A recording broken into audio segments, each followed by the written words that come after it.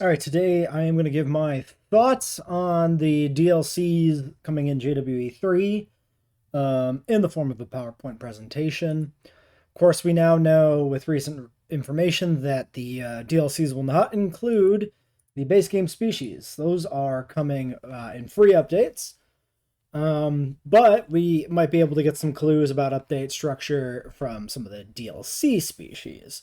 So, all images here in this are sourced either from Wikipedia or Jurassic Park Wiki. I didn't go through and individually cite them, but they could be traced that way.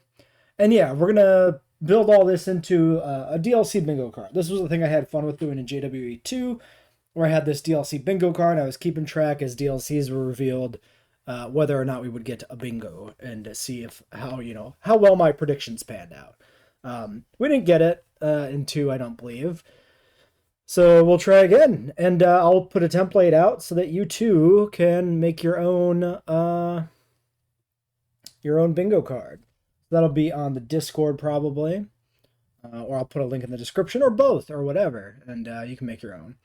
So let's talk about the obvious stuff first. We're gonna talk about all the DLCs, not just like a lot of possibilities, not just my picks specifically, right?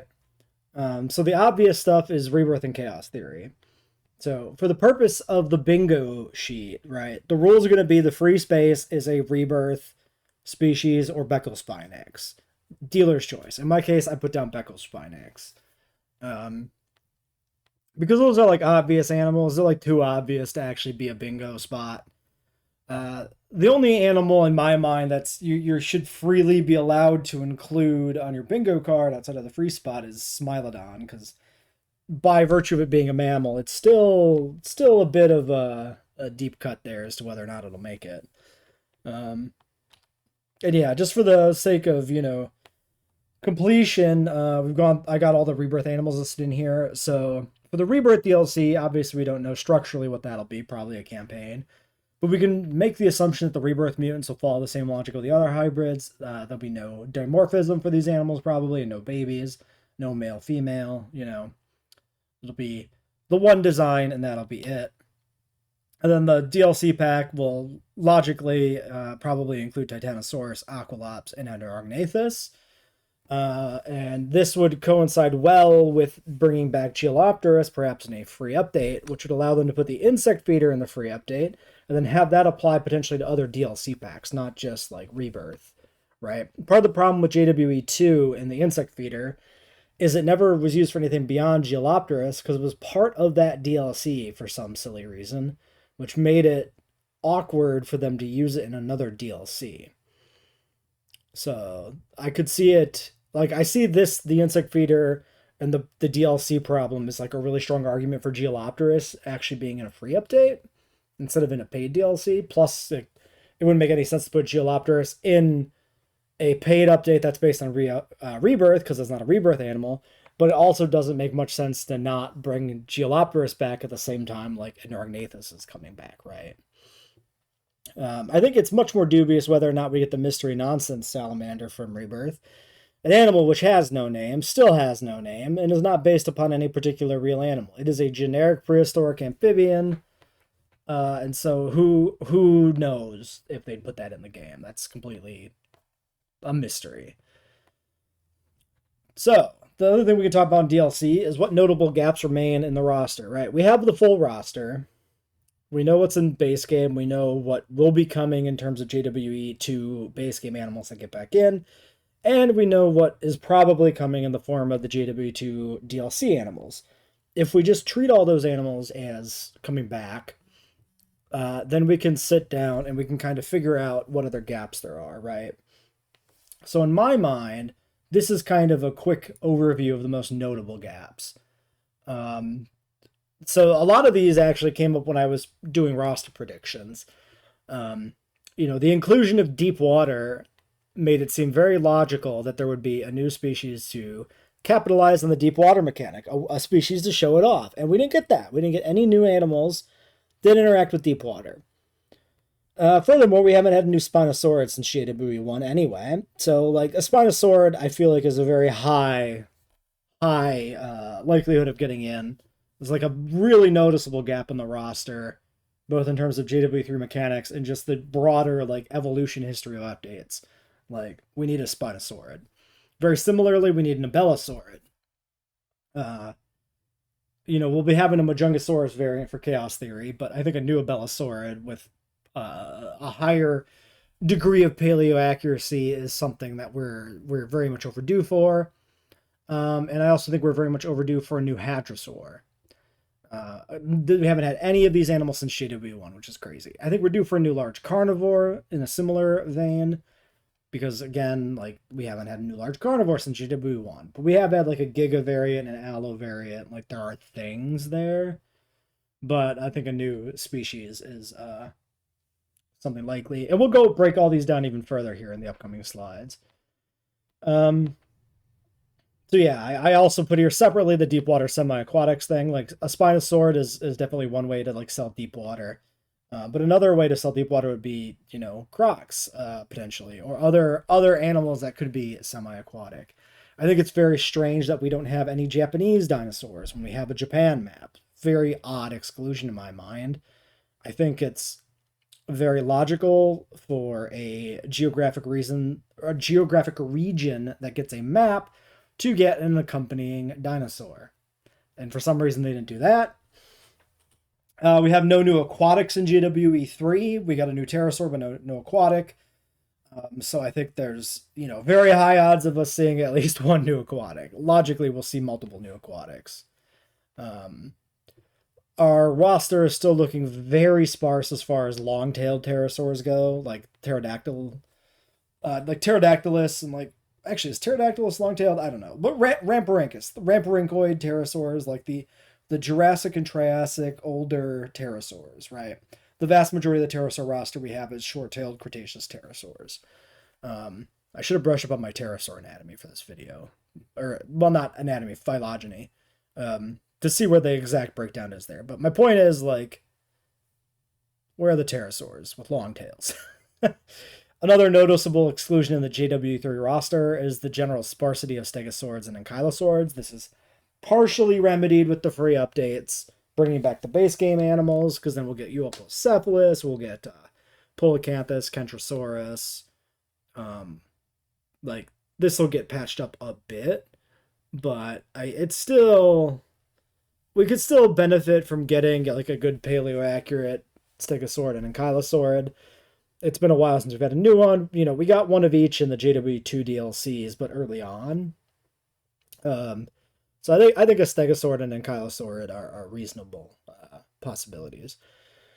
A lot of people were hoping for prosauropods to launch at JWE3. I think in most people's shortlist for new species, Plateosaurus was on there. Especially given how obvious a lot of the other new species were. We got Protoceratops, Psittacosaurus, these like iconic name brand dinosaurs. And Plateosaurus is like one of those, and it's still missing. Prosauropods in general, still missing. This to me seems like one of the big areas that can expand the roster, adding some much needed diversity. We've got enough sauropods too, especially with the return of Nigersaurus and Amargasaurus in the cards, and Camarasaurus. So I think prosauropods are a way to like nicely clean up and expand the roster with something that's a little different than your traditional sauropod, right?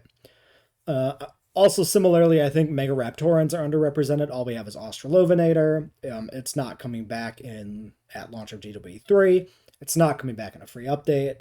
Coming back in a DLC, probably. Or in a free update paired with a DLC, maybe. So, opportunity to have maybe another small feathered Megaraptor and sharing some animations. Or we go for a larger one, maybe. Who knows? Another thing they've never capitalized on is the Permian-Triassic land reptiles. We've got Dimetrodon and Lystrosaurus in the Dominion DLCs.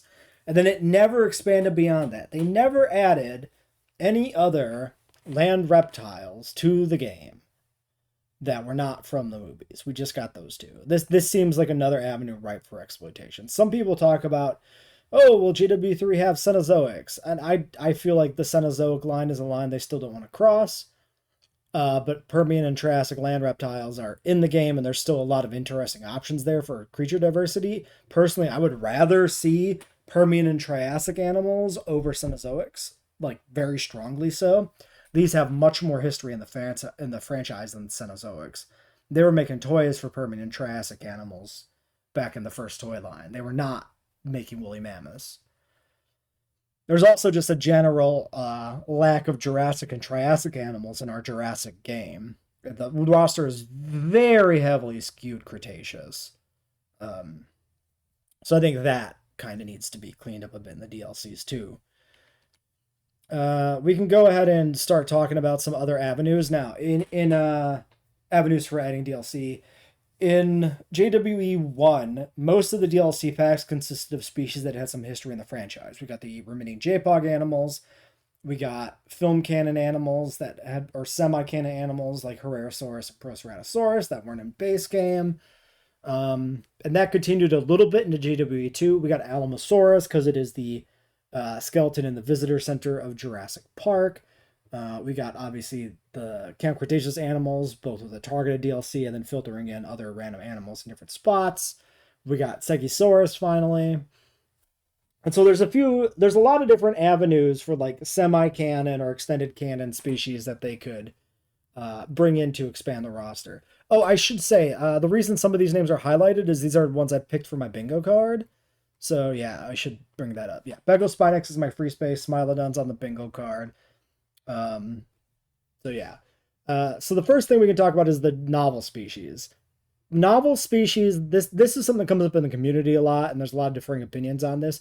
Ultimately, at the end of the day, Frontier doesn't give us, they do give us novel species. Like, Cerodactylus is probably only in JWE2 because it's in the novel, right? We got Dryosaurus because it's in JPOG, but also that is technically a novel animal. Maiasaura's inclusion in JWE1 is probably as a novel reference.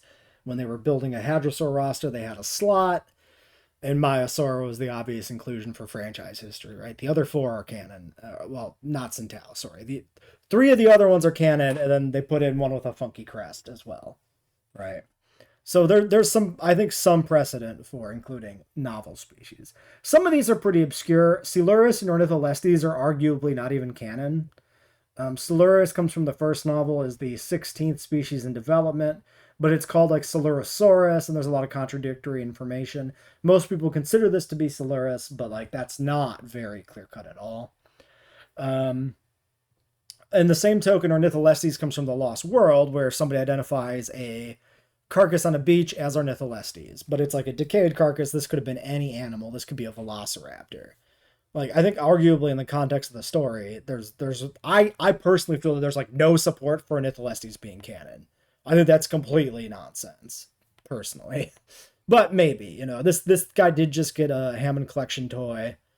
So, you know, there's some stuff there. Franchise history, of course, too. A lot of these images here come from the JP Institute and were put on the JP Institute because they were in the novel. So, you know, this could happen.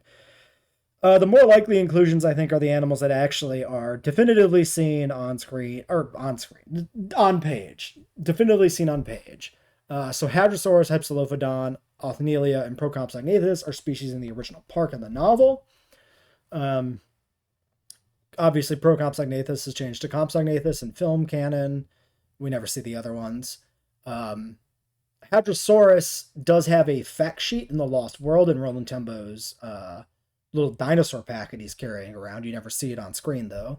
So arguably, this animal was canon and is on Isla Sorna in the Lost World. It also shows up on the Holoscape in Jurassic World. So Hadrosaurus is something that has been flirted with a few times as being film canon. I think, unfortunately, it's just kind of a little bit too dull of an animal for Frontier to put in a DLC. For me, this is kind of the one I want in the game out of all the Hadrosaurs because of this, because it's in the novel, because of the Lost World sheet. To me, this is a film canon animal. I consider props canon. But I don't really realistically expect it to happen. The ones I think are more likely are Hypsilophodon and Musaurus. So I think Musaurus is a good counterpart to Plateosaurus. I think it's plausible if we get some sort of Triassic DLC that it could have more than one prosauropod, and then we could see, I think, Musaurus alongside Plateosaurus is the situation where Mosaurus makes it in, right? I don't think this will be their first choice, but I think it'll be their second choice. It's a fairly well-known animal, fairly iconic in my mind. Maybe that's me as a Jurassic fan saying that, but like out of prosauropods, it's like Plateosaurus, Mosaurus, Massospondylus. Like I think this guy's got a shot. Hypsilophodon is, of course, a very famous dinosaur name-wise, so that's why I also included this one on my bingo sheet. A lot of competition for small, like, ornithischians in the game, potentially, like in the DLC rosters. I mean, there's literally a competitor further down on the list here. But I think the namesake, Hypsilophodon, is the thing that would make him get in. Yeah, I think Procomp's got no shot.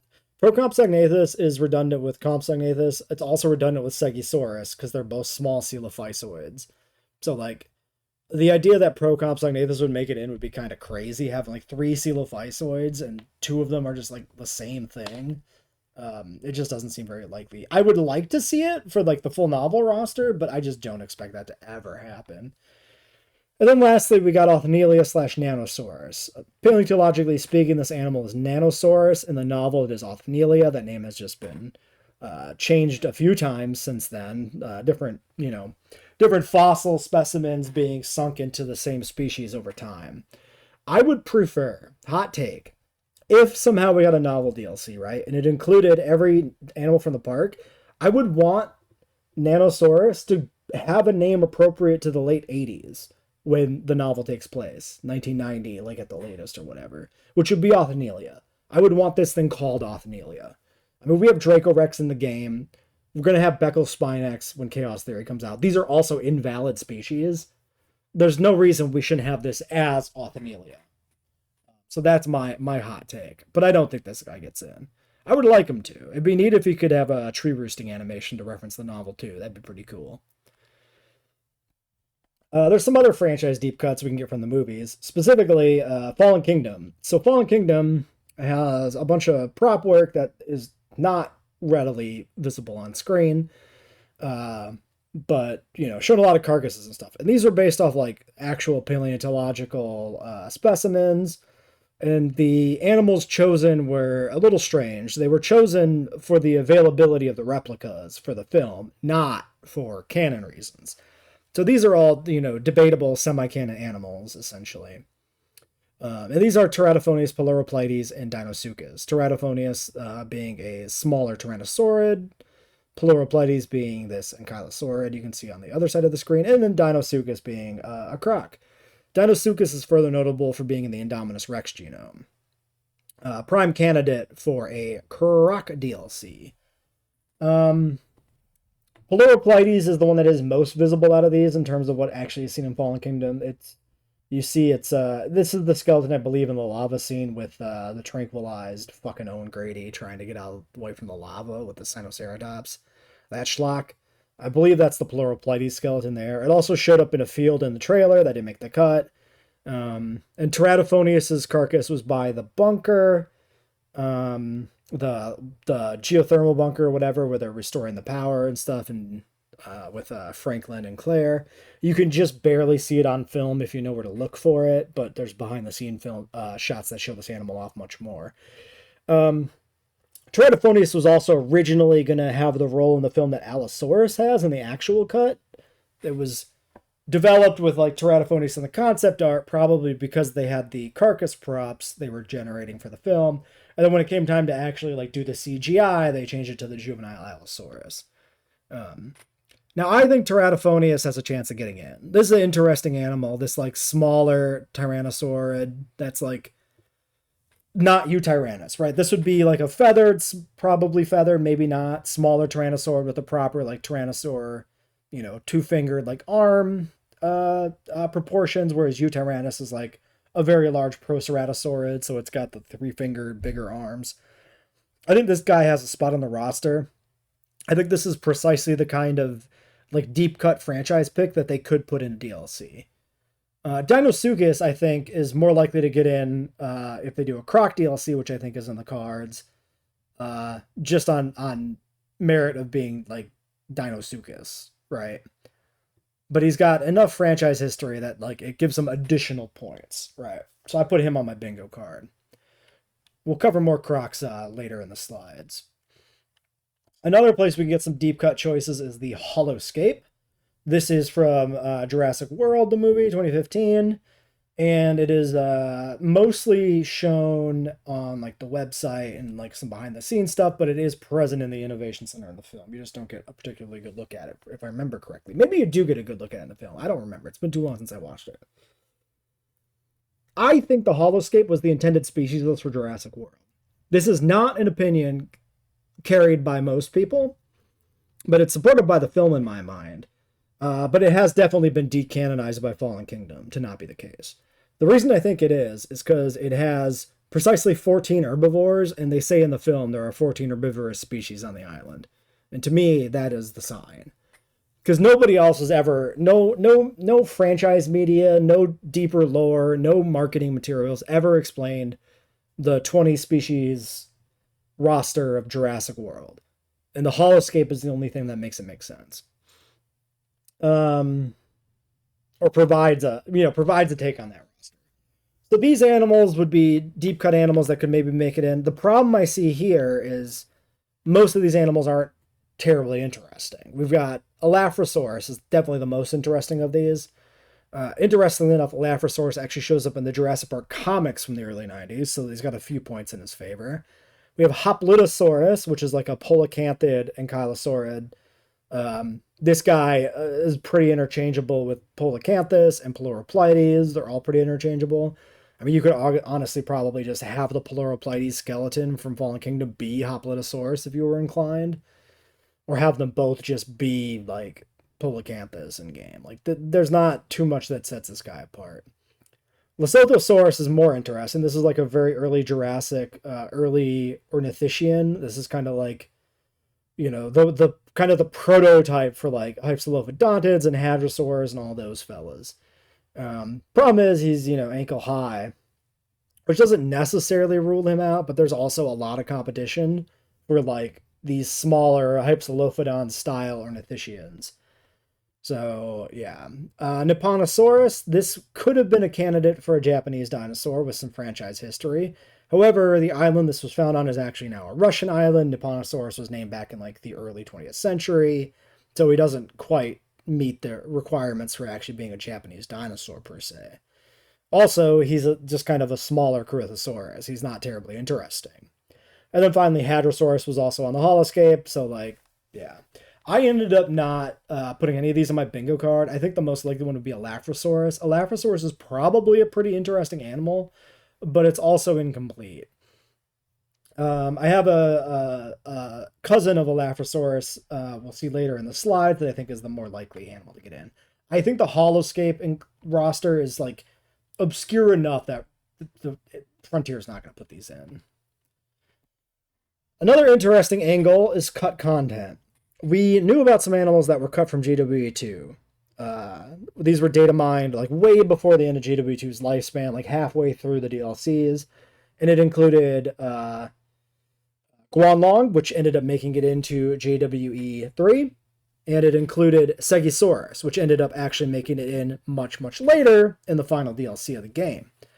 And in the same vein, one of the other animals from that pack, that data mine that got cut, was Austroraptor. I think this is a very likely inclusion for JWE2, in part because it might already be partially done. Austroraptor is notable for being an Unenlagine. Technically, we might have an Unenlagine because Pyroraptor is dubious enough that it might be one of those. But what these are is essentially like Piscivorous raptors. These are like very long-snouted raptors that probably were fish eaters.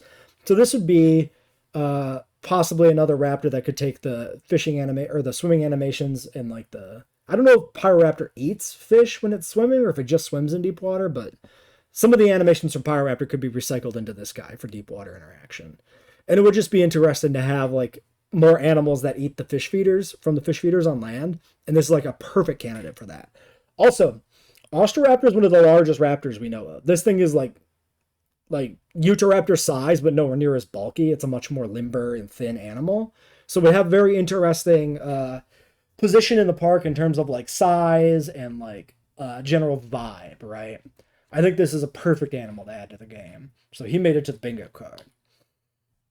I've been a big proponent of a new Abelisaur for a long time. There's plenty of semi-canon options to add because the Indominus Rex genome has like 6 Abelisaurs in it. It's got Carno, Mahjong, and then these 4 seen here. I think in particular the smaller options like Rugops would be really good because they would be, you know, like Jurassic Park Velociraptor sized predators, but with an Abelisaur profile, which would be very unique in the roster. Furthermore, we don't have an accurate Abelisaur in game because we have Majungasaurus and Carnotaurus. They recycle animations between each other, and they all have elbows because the film Carnotaurus has elbows. These guys famously no elbows, no wrists. Their arms are sticks. They have a really mobile shoulder, and then they have a bunch of fused bones in the arm, and maybe some little claws on the end of their little flesh mitten. They have no mobile fingies. They got no wrists. They cannot play patty cake, and that is just not represented in game at all. We need a new one of these. Rugops is my favorite one. This has been, I've talked this to death in the other videos, but that's the one that makes it in for me. Pycnonemosaurus is like Carnotaurus size. It's a much bigger Abelisaur, so if they want to go with a larger option, that's one. His name's a bit of a mouthful. It does not have a good mouthfeel. I like Via Venator's name. I think he's a little smaller. Quilmeosaurus is maybe mid-size. I honestly don't remember. These guys start to get pretty interchangeable. Like I put the images on these slides kind of from like left to right and then top to down in the order they're listed on the slide. So like this is Rugops, this is Pycnonemosaurus, this is Quilmeosaurus, and this is Via Venator. But like these look like the same guy essentially. The distinctions between these dudes are cosmetic at best, looking at like paleo art, right? There's like obviously there's differences in the bones because they wouldn't be separate species otherwise, but they're like similar enough that you would easily, like especially at the level of accuracy of like the frontier models, you'd be able to mix these up pretty well once size is taken out of the equation. I think we need some sort of deep water DLC. I think a Croc DLC is the perfect way to like both boost deep water and add some interesting diversity to the roster. There's a lot of good options here. We've got, Caprosuchus seen here at the top, who is a very popular Croc. He's prominent in Ark. However, the Ark depiction is probably not very accurate. This animal is currently thought to be a proper like water-dwelling Croc. So he's not really filling the role that people would expect him to fill if they put him in the game, right? So Capro, maybe he doesn't make it in. Capro's interesting too, because if I remember correctly, it's a Cretaceous crocodile, which is probably why it's actually more of a traditional crocodile and not a big galloping boy.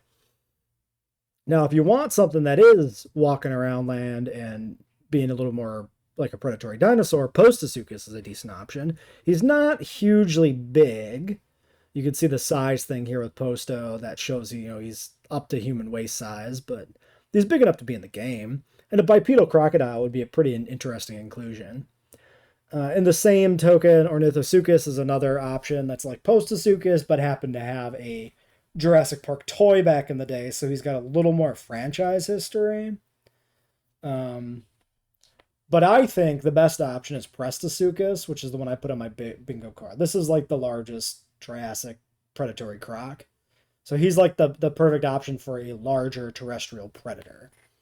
I think another really interesting choice would be Simosuchus, this herbivorous croc, which I believe is also Mesozoic from like the Cretaceous or something from like Madagascar.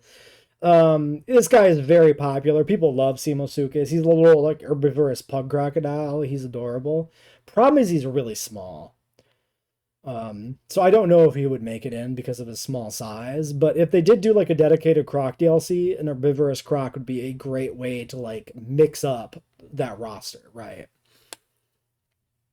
I only put one of these crocs down on my list, Prestosuchus, for the bingo card. I left the others off. I didn't do like 4 crocs on there. I tried to spread out the bingo card. It's up to you how you want to do it with your own bingo card if you do make one. You could put 4 crocs on there if you're a croc believer like me. course, I also mentioned that deep water would include Spinosaurids. I think we're very much overdue for one of these, especially in light of a lot of the new paleontological revelations for these guys since, like, honestly, since the first game launch. Like, we have the whole paddle tail thing, which of course will be in the Rebirth Spinosaurus, but we could have a more paleo accurate take on the animal with a nice paddle tail. Irritator had some interesting studies done on its jaw, looking at how the jaw would expand outward, maybe to support like a pelican-like pouch. Like, it's something like basically as the jaw moves down, the joints like force it open. Not like the Predator, right? It's not like rah. It's just, there's maybe a bit of an expanding pouch there, which is captured pretty well in actually both of these Spinosaurus depictions here. Um, I think Irritator is a very fascinating fossil. There's a lot of history behind that particular fossil and like the shit it went through, which is why it's called Irritator. It's a very funny and iconic name. For me, I think Irritator is like, he's the right choice. A lot of people favor Ichthyovenator for this like really unique sail. Perfectly reasonable inclusion as well, honestly. Completely fine. For the Japanese animals, there's not that many choices. There's like 6 or so animals that were discovered on the Japanese islands. I picked out the 2 most prominent ones. There's kind of like a generic sauropod and like a generic basal hadrosaur, and like these are not terribly exciting. I think Fukui Raptor is the best bet, which is why he's on my bingo card. This is a Megaraptoran, like Australovenator size, at least roughly. I think the thing you could do here is like you put this guy in a DLC pack, you put Australovenator and the free updater in the pack as well, and you can recycle a few of the animations and like the rigging of the baby between the two, right? Kind of following off of some of what we've seen in like reused animations in 3's development. The other interesting option would be the Fukui Venator, which is a basal therizzinosaurid, probably, maybe. Problem with this guy is like it's not exactly well settled what he is, but adding like a basal therizzinosaurid could be a pretty cool addition. So he definitely makes the short list. For hadrosaurs, I favor Shantungosaurus. Not in the sense of what I want to get in, but in the sense of what I think could get in. A nice paleo accurate like Shantungosaurus, big Tyrannosaurus sized hadrosaur, big man, would be very interesting. Lambeosaurus is obviously another very popular suggestion. He's like the last iconic hadrosaur we don't have. Another unique crest shape, an opportunity to do some really interesting pattern work and colors without being constrained by the films, and without having to like rehash the Oloro or the Sintao, which are both older animals. I think another interesting option could be Tethys hadros or any of the smaller dwarf hadrosaurs from some of like the Cretaceous European islands. Any of these guys would be a solid include in the roster because they would have a whole different size category versus the current hadrosaurs, which would make them feel very unique. Tethys hadros also has this like weird like forked beak, which is pretty cool. But ultimately, I went with just Shantungosaurus for my bingo card. In terms of non-hadrosaur ornithopods, there's also a lot of iconic options here. I think Tenontosaurus is like a very iconic dinosaur that we've not had in the game, which is also pretty unique in terms of like its body plan. It's this like kind of quadrupedal, long-tailed, like weird, non-hadrosaur ornithopod guy. He's just a weird guy. He's just his own thing. And he's just iconic Deinonychus Chow. And it would be perfect to celebrate the new feathered Deinonychus by giving him his favorite food, Tenontosaurus. It's a fairly large animal, so it would work well with like what we have in the game. It would be a unique inclusion. I think it would be. I think it's got some good chances of getting in there. Another iconic common dinosaur option would be Camptosaurus, which has the benefit of being a species from the Jurassic, which are underrepresented. It's kind of this Jurassic early ornithopod, which shows up a lot in like I think the Morrison Formation. This is a name I remember from a lot of my childhood dinosaur books, pre-Jurassic. He's a dinosaur of all time, so he should be in the game, but he didn't make the bingo card, unfortunately. There's a few options for large theropods. Probably the most obvious one is the Mapusaurus, this is essentially the missing one of the big five, right? The five largest theropods are Spino, Tyrannosaurus, Carcar, Giga, and Mapusaurus. So Mapusaurus is you know, going by size alone, the most obvious animal you would include in a DLC. I don't think it's the best choice. I think Torvosaurus Torvosaurus is a bit smaller. Maybe it's arguable whether or not it even qualifies as a large theropod, but it's a big megalosaurid, like the biggest megalosaurid. So it's a popular animal. It's a big guy. Like this would be a great way to add another large carnivore to the roster.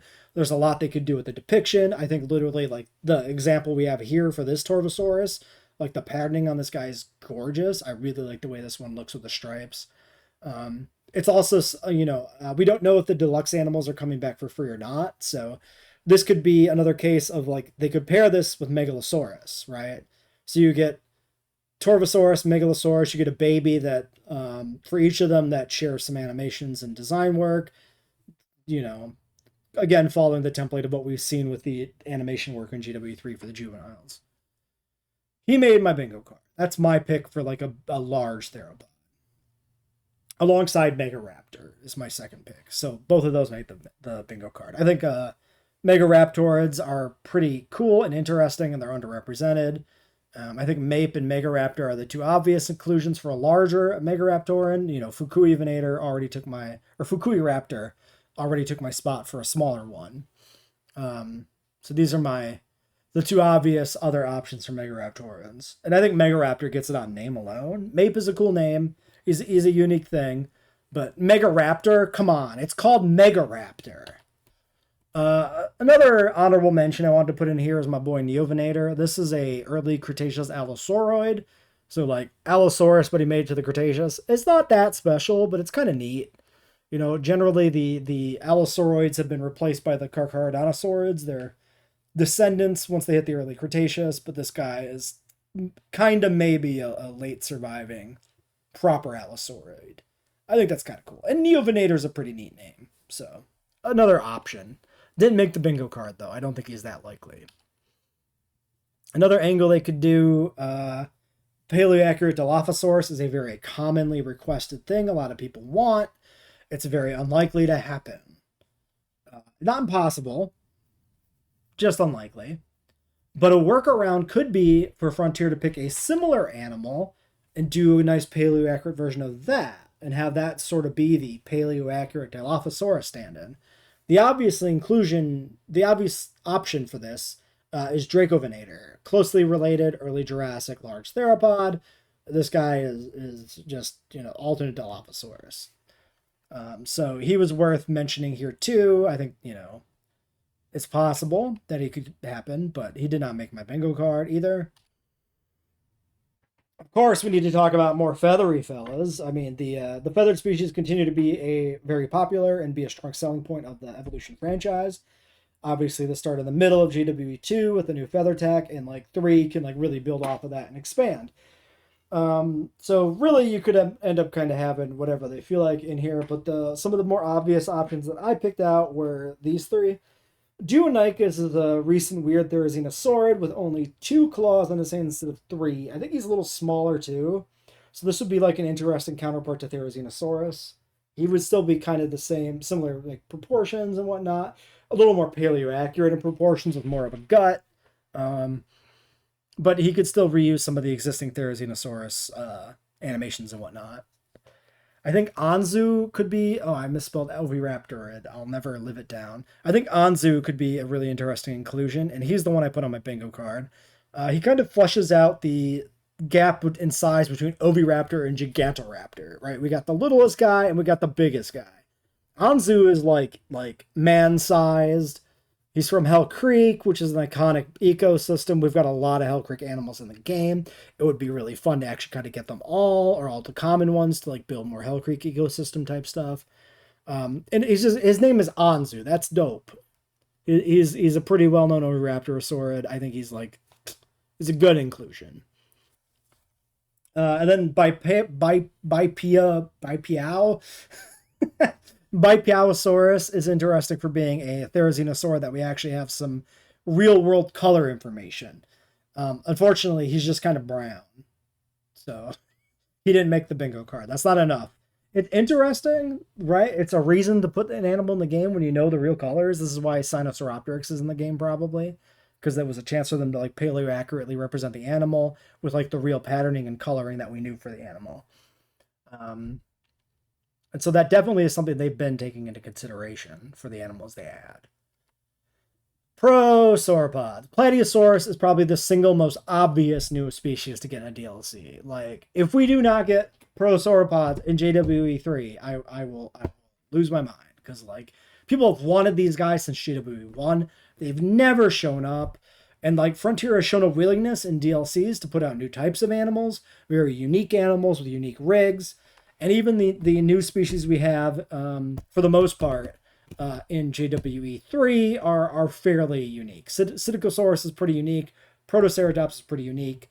Like, Plateosaurus has to be coming, right? This guy has to be coming into the game. So he made it on the bingo card alongside Mus. I think it makes sense to have more than one. So yeah. Another category we could really use is small ornithopods and small ornithischians. I'm actually not entirely sure if like Heterodontosaurus is technically an ornithopod or not. There's a lot of options here. I mean, Heterodontosaurus or another Heterodontosaurid would be a pretty reasonable include. You get this like little, gremlinly looking vampire bastard. These guys are an arc where they're pretty iconic for stealing your shit. Not Heterodontosaurus specifically, but Pygomastix or whatever. Which could be an alternate option. Ended up not putting any of these guys on my bingo card though, because there's too many options that are too small, and like Hypsilophodon took that slot from them essentially. But like other options, we got Lielinosaura. This is an Australian animal. It's a very iconic animal. It's got this incredibly long tail, which is fun. This guy's in Prehistoric Kingdom. Like, there's points in favor of him and points against. He's pretty small, so that's not as good. Eryctodromius is really interesting because this is a dinosaur that we have strong evidence of it being a burrower, which would be very unique in the roster, especially if they actually gave this animal the capability to burrow, or like a decoration burrow that they could seek shelter in or something. There could be some fun there. Unfortunately, like, yeah, the interesting part of Eryctodromius is the behavior. And if the behavior can't be accurately represented in game, there's not much point in adding the animal. So I think it's a lot to ask for a burrowing mechanic or a burrowing decoration. So I bumped him from the list as well. Next up, we got the Celosaurus. That's another Hypsilophodon type animal, actually not really that closely related to it. He shows up in the late Cretaceous in Hell Creek. He's a very common animal there, but he is just ultimately this kind of bipedal ornithopod that's not terribly remarkable beyond the fact that he's a common Hell Creek species. And it would be nice to have him for Hell Creek builds, but he just doesn't have a good selling point. Lastly, there's Zelmoxes. It's a dinosaur name that starts with Z. That's pretty cool. He's fairly iconic. He's got some pretty notable scenes in Prehistoric Planet, as you can see here with the screenshot I used. He's got a really interesting vibe, being this like this little fella, this dwarf ornithopod. So he would be very unique in the roster. It'd be like Microceratus, but iguanodon coded, right? That'd be pretty unique. But he is small, and who knows how many small animals we're going to get. I wanted to talk about ontogeny in Lemusaurus. So Lemusaurus is a very, very interesting animal that is closely related to Elaphrosaurus. This is actually like a ceratosaurid that went and became an herbivore. He's a very weird thing. He's got little tiny Ceratosaurus arms, but he's got this much more lanky body. And he does this really fascinating thing where he has teeth as a juvenile, and when he matures into an adult, he has a toothless beak. His teeth fall out as he grows up. He drinks too much Mountain Dew. This would be perfect for the juvenile system. Can you imagine a little toothy juvenile running around and then beaked adults? That'd be sick. He's like made for this game. This could just be a Laphosaurus, though. I think it's kind of like a coin flip on the two. Lemur is definitely the one that's more famous, name wise, because of like the ontogeny thing going on here with the teeth and the beak. But Elaphrosaurus has that franchise history. It's really deep cut franchise history, but it is there. So maybe, who knows how this could go. Oh, there was something I didn't have on a slide in here I wanted to mention. Oh, I think the DPG list, but the DPG list really doesn't have anything that isn't covered by other things like the holoscape and like the novel species. So yeah, the DPG list is another source of a few animals that we don't have in canon. Lesothosaurus is off the DPG list specifically, actually. Yeah. But he's also on the holoscape, right? Yeah. I don't know why that came to me now here, but yeah, there's a few things that like maybe should be in here. Like maybe woolly mammoth should be in here because there's mammoth bones in Camp Cretaceous, right? Like your bingo card doesn't have to be made out of the species in the slides. It can be anything you think makes it into the game. You can put Anomalocaris on there. You can put Meganura. Like there's options.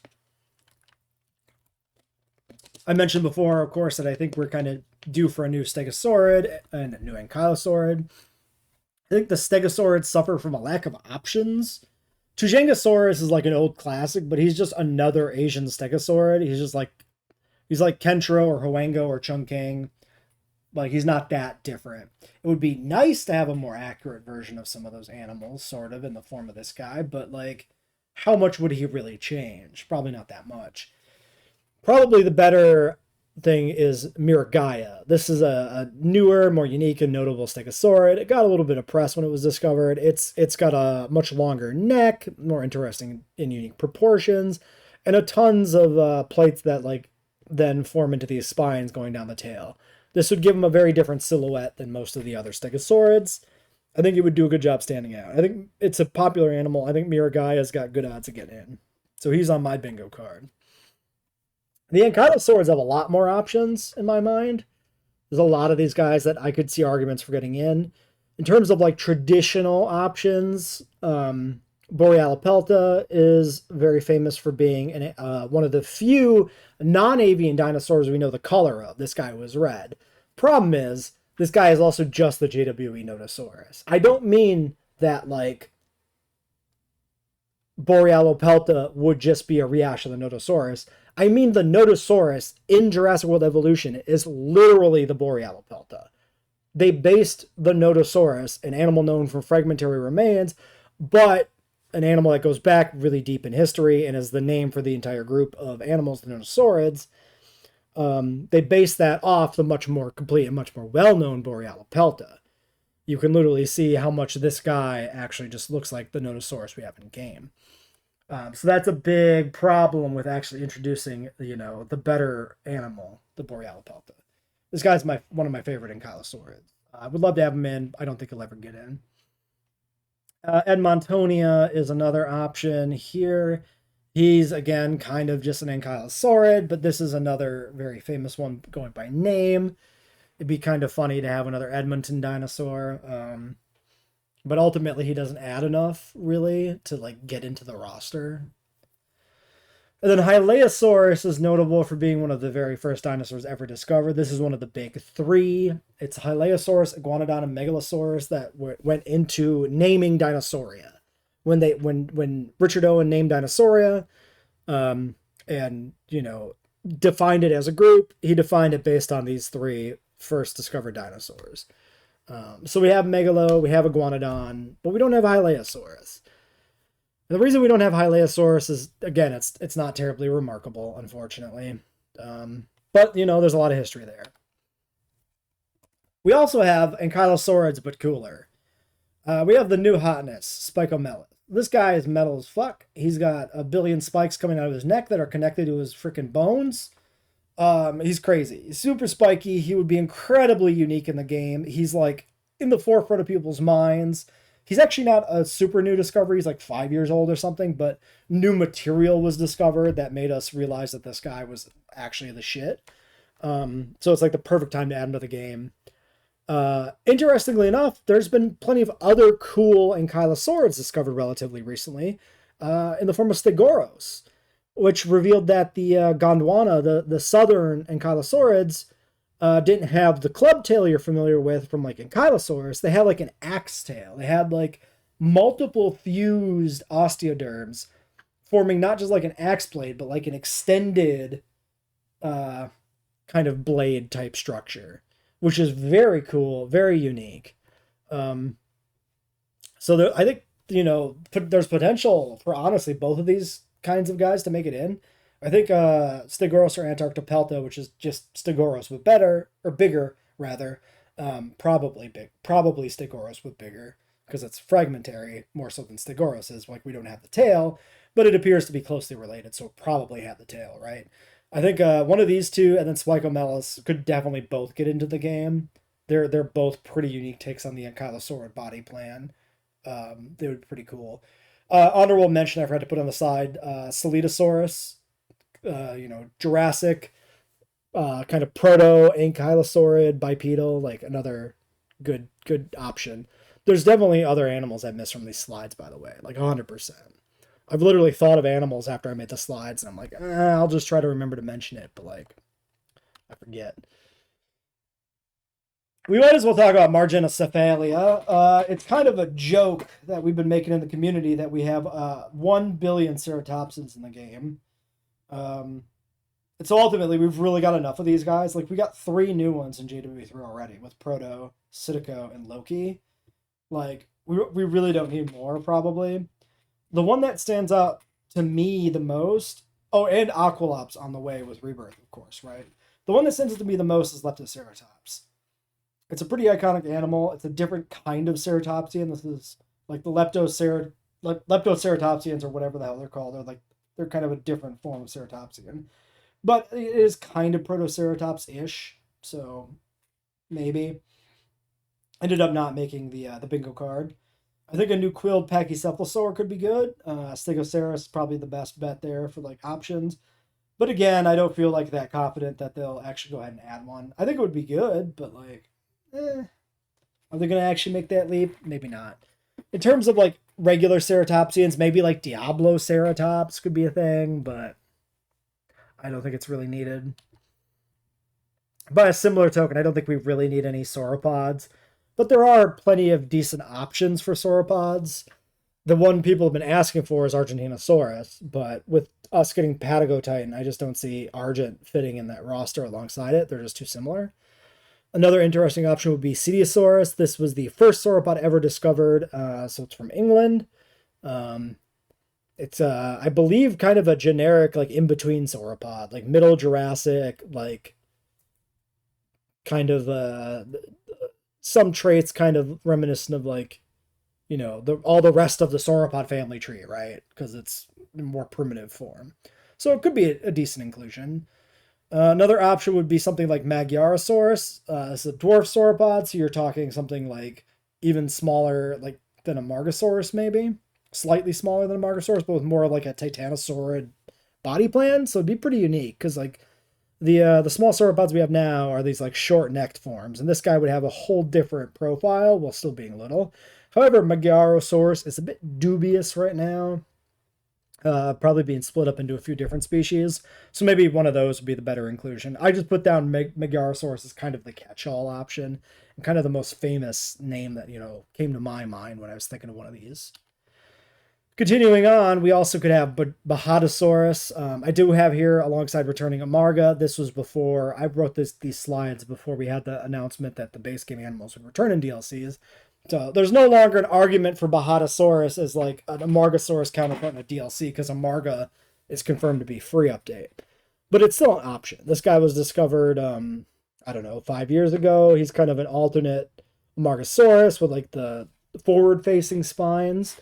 They could do this guy as a sailed Amargasaurid and then keep Amarga proper as the spines without the sails to kind of present both views of the like spine versus sail argument.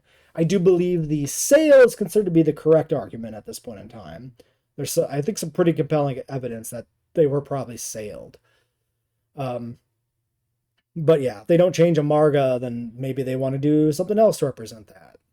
Another famous option for a smaller sauropod is Saltosaurus. This is a body plan very similar to a Margosaurus and Nigersaurus, of like short neck, long tail, small animal low to the ground, barrel shaped body. I think it's very much more Niger than a Marga, I think.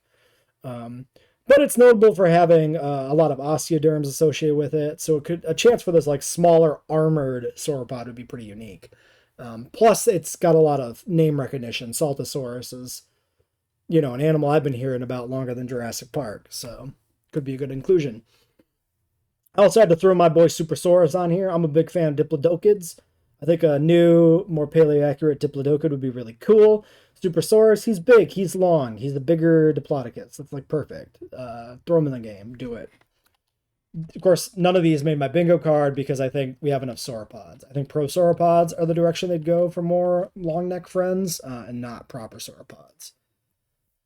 I think it's worth talking about the possibility of adding to the aviary by introducing a few flying dinosaurs. There's a lot of upsides. This would do a lot of work to expand the roster to make it more than just pterosaurs.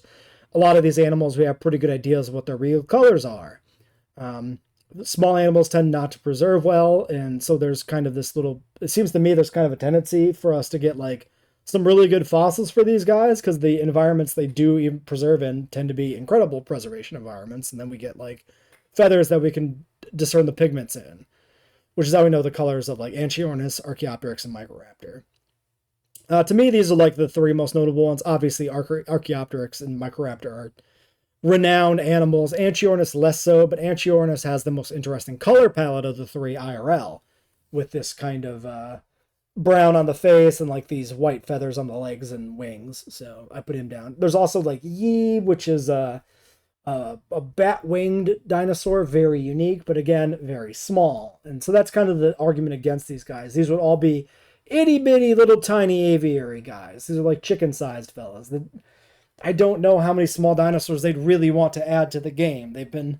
They gave us a decent amount in JWE2 DLCs, but part of that is because the Dominion roster was a lot of small animals overall, at least in terms of new species. So it's hard to say if these will show up. I ended up not putting any of these in my bingo card. I don't think they're the most likely thing. In terms of the new pterosaurs, I mean, we'll definitely see some, right? There's no way they wouldn't give us some more pterosaurs. I went on and on about needing long-tailed ones. There's some other options here, though. Like we have one nyctosaurid, which is Barbarodactylus, which really doesn't capture the crazy antler of the nyctosaurids all that well. They made it a smaller pteranodon-like crest with a fleshy bit on it. I think doing like a Nyctosaurus with more of the crazy fork on its head without the sail would be a good counterpart to get a more traditional depiction of a Nyctosaurid in the game. Also a chance to not give him fingers, because that's a thing Nyctosaurids are known for, or thought to be a feature of them, is that they don't have the fingers other than the wing finger are gone, or not, they're not proper fingers. They're shrunk down, whatever you want to call them. I think it's much more important to get representation for long-tailed pterosaurs, though, personally. I favor my boy Djark. This is I think this is Scottish or something, if I remember correctly. This is the largest Rhamphorhynchid we know of. He's big enough that he would fit into like the Tapejara size category, I think, kind of in-game. I would need to like actually size out what the in-game Tapejara size is exactly, but like he's big enough to be in the aviary. He's big enough to fit in the roster we have. But he would be this more unique long-tailed pterosaur like Dimorphodon that we only have one example of in-game, which is Dimorphodon. Rhamphorhynchus itself, of course, is the more famous example, but is a smaller animal, which doesn't necessarily mean it couldn't make it in. I mean, we have Geolopterus and JWE2. We have the smaller Dominion Dimorphodon. Like, maybe, it could happen. I just put my bet down on Djark. This is maybe more like wishful thinking than what I think they'll do, I suppose. But the bingo card is made to, I wanted the bingo card to partially reflect things I hope happen and not just the things I expect to happen, right? If it's just the shit I expect to happen, I might want to pick more short-tailed pterosaurs because that's all they keep making. Of course, it would be remiss to not mention Hatzegopteryx. He's famous, he's big, but he's kind of rendered redundant when they gave us Thanatos Dracon. This guy was at the top of DLC speculation and list after Ketz was added to the game, but I think his stocks have fallen quite a bit now that we have Thanatos. Of course, he would be, bigger. It'd be different enough to make it in, but I just don't see him being a priority anymore. Of course, we're going to talk about aquatics.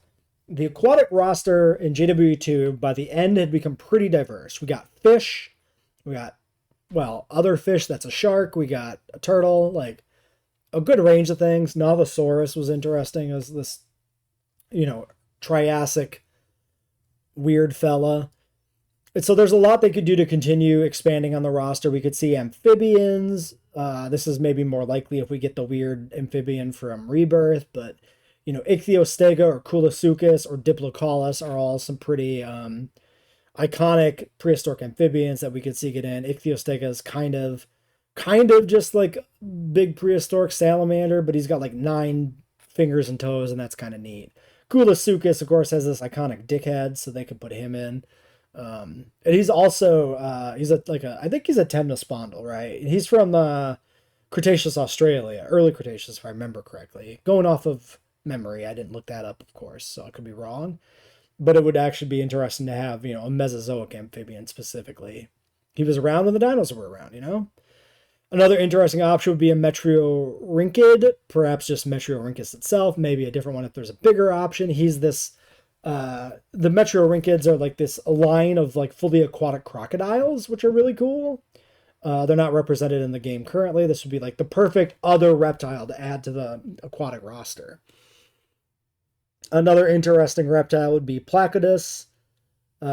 Just another weird Triassic aquatic reptile. There's a lot of reptiles in the Triassic experimenting with being aquatic, and this is just another weird one. He's got some relatives that start to look a lot like turtles. They could do some of those.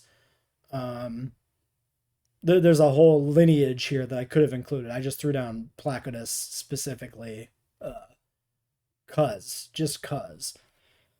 And then, of course, there's Basilosaurus, another very popular prehistoric animal. This is an early proto-whale. Originally was named Basilosaurus because they thought it was a dinosaur, or at least a reptile, before they realized it was a whale. He's got some big weird teeth. He's got some big weird proportions. He's a big weird whale. We don't have any mammals in the game. This could be our first mammal. But Frontier has shown that they're willing to break the rules, especially with the lagoon species. Right? The lagoons gave us the first animals in JWE2, the only animals in JWE2 that were not reptiles in the form of fish. And we could see that expanded out further into whales. Also, Megalodon's a Cenozoic animal. Basilosaurus is a Cenozoic animal. Again, they showed they were willing to break the rules with the lagoon animals for at least the right inclusions and include actual non-reptilian Cenozoics.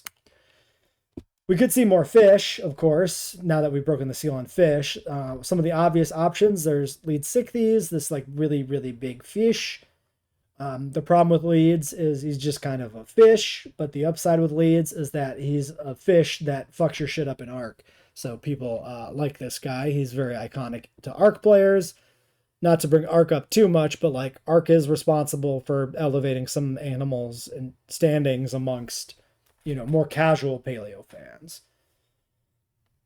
Another option for big fishes is Mawsonia. This is the largest coelacanth. Coelacanths, of course, are iconic for being this living fossil, this really prehistoric, early diverging fish that we thought went extinct at the end of the Mesozoic, and then one day we discovered they were still alive in the ocean. So putting in a massive Mesozoic coelacanth would be kind of the sort of thing I could see happen, because it's a way for them to add, an iconic living fossil to the game as an actual fossil. Some other options, I think we could really use a good paleo-accurate mosasaur. We'll kind of get that with Rebirth, though, so maybe not. But this was my pick for something on the roster, on my bingo card for the aquatics. My pick is Globidens. He's a mosasaur with these like big round teeth for like crushing like shellfish and stuff. So he could potentially come with like a new feeder type. Maybe you feed him like ammonites or something. Uh, or maybe just like some nautiluses or something from modern era, and then you could watch him like chomp down on these shelled prey. It would be fun. But yeah, we don't really have like a really like S tier mosasaur in the game. Tylo's got a lot of issues, and the Jurassic World mosasaur, of course, has croc scoots and a lot of issues. So I think a new mosasaur is like prime prime candidate for a DLC. And then finally, another interesting inclusion is Tanystropheus. This guy's a little on the small side, but he does kind of get up to like human size lengths. So like in the ballpark of Nothosaurus, he could share some animations with it. And he's a little similar to it, except he's got this like comically long neck that's like half his body length. He's just another weird Triassic reptile. You know, could be used in the game to help promote the semi-aquatic mechanics, or it could just be a lagoon creature that uses like the rock platform or whatever. He's also has franchise history because he's another Kenner toy line inclusion. Going further into non-dinosaur reptiles, I think the most likely candidate for something to add from like the Permian or whatever would be Gorgonopsids. These kind of almost like tiger-like or canid-like reptiles that are renowned for their big pointy fangs and have shown up in a lot of like paleo media and stuff. Even the original Kenner toy line had one in the form of Lysonops. Gorgonops is another option because he's like the namesake of the group, but Gorgonops is pretty small, so I don't think he's the good option. I went for Anos transivia. It's a little bit of a mouthful of a name, but he's the biggest one. So I think he's the most logical one to get in. This is like the size of, a large, like a big, big cat. I think potentially you could see some like recycled animations between like this animal and Smilodon with a little bit of work. So maybe those could end up, if one makes it in, maybe it could be a sign the other one maybe could make it in. But maybe that's a little bit too disparate of a thread to connect, right? I would ultimately prefer Lysonops for the Kenner reference, of course, but like I think Enos transivia is the more likely thing. I don't think animals will make it into the game based on being in the Kenner toy line. I don't think that's a factor. In terms of some other prehistoric, pre-dinosaur reptiles, Adaphosaurus is, of course, the most famous one that's kind of essentially a herbivorous counterpart for Dimetrodon. Possibility for using some animations there. He's got a sail like Dimetrodon, but then he's got this really tiny little herbivore head. And interestingly enough, the spines on his sail have these little like protrusions coming off, so they kind of have this like T shape almost, except like multiple crossbars, right? Really weird. So this is probably the most likely animal to add, the one you're going to see suggested the most, I imagine. Shares the most in common with the Paleozoics we already have. A few other options coming from the Kenner toy line are Estimenosuchus and Scutosaurus. I think Estimeno is a crapshoot because, well, he is this like weird, unique kind of antlered, like giraffe-horned reptile. He's not really famous enough, I think, to get in. Scutosaurus is much more famous. He actually had a toy in the Hammond collection in like the last year or two. So he's, maybe on the mind of the broader franchise. He's kind of this really interesting looking herbivore thing here. This quadruped with like a really short tail and like big tusks, like very unique. He's of sufficient size that he could be in the game. Like he's another option for like a Paleozoic herbivore that could be pretty cool. He could be like a bigger Lystrosaurus. Like reuse some of the Lystro animations, but he's larger and scalier. Another animal that I picked, maybe for personal reasons, is Smok, the Polish dragon. This is a large, mysterious archosaur from Poland. One of the largest predators of the Triassic period. He's interesting because he's got a decent amount of fossils known for him, but he falls in this like kind of ambiguous position of like, what exactly is he? He's definitely a large archosaur. He could be a crocodilomorph. Or maybe he's actually an early dinosaur. And so like this picture from Wikipedia here has two like competing reconstructions of the same fossils, depending on if you assume it's more dinosaur-like or croc-like, right? So I think it's a really interesting creature falling in this like very interesting time frame of the Triassic, where the dinosaurs were just kind of arising. And like even if you go with the dinosaur form instead of the crocodile form, it's still a very interesting and unique carnivorous dinosaur with this like relatively short neck and a head. I think he's a great addition for the roster. So he made my bingo card. And finally, the last slide in my presentation. I had to throw a bone to the Titanoboa believers and put a slide in here for him. This is a Cenozoic though, and I feel like snakes are not interesting enough as a prehistoric animal to include in the game personally. So I am not a Titanoboa believer. I don't think this belongs in the game. I don't really believe like we'll get it or anything. But I was willing to throw a bone to the people who maybe do believe that. So, honorable mention slide, essentially. If you love Titanoboa, more power to you. And that is my last slide. So let me switch off of the slides here and show my final bingo card. So this is what my little bingo card ends up looking like here for DLC. Can I move? Yeah, click off that. Please stop. Let's do one of these. There we go. So yeah, this ends up being what it looks like. I'll put the template, a link to the template in the description of the video, and I'll throw it up on the Discord server. And you can make your own and share it amongst the community if you are so inclined. And we'll see who gets bingo first. But yeah, my choices are species, my a slight combination of my favorites and the things I think are likely. The full list here is Irritator Dark, Mosaurus, Anzu, Smilodon, Inostrancevia, Torvosaurus, Edaphosaurus, Miragaia, Fukuiraptor, Limosaurus, Rugops, Prestasuchus, Smock, Dinosuchus, Spicomelus, Teratophonius, Shentungosaurus, Tenontosaurus, Megaraptor, Hypsilophodon, Globidens, Austroraptor, and Platyosaurus, with the Beckel-Spinax in the free space, which, as a reminder, should be Beckel-Spinax or a rebirth species, something that is essentially guaranteed, if not completely guaranteed, to get in. Smilodon being the exception, because as a mammal, like, even though it's film canon, technically from Camp Cretaceous, like, very, very real chance this guy never makes it into the game. So yeah, let me know what you think's going to make it in. Share your bingo card if you make one, and we'll check back in when the first DLC is announced, and we'll see how well we're doing. And we'll check in with every DLC when it's announced, and we'll keep seeing how well we're doing.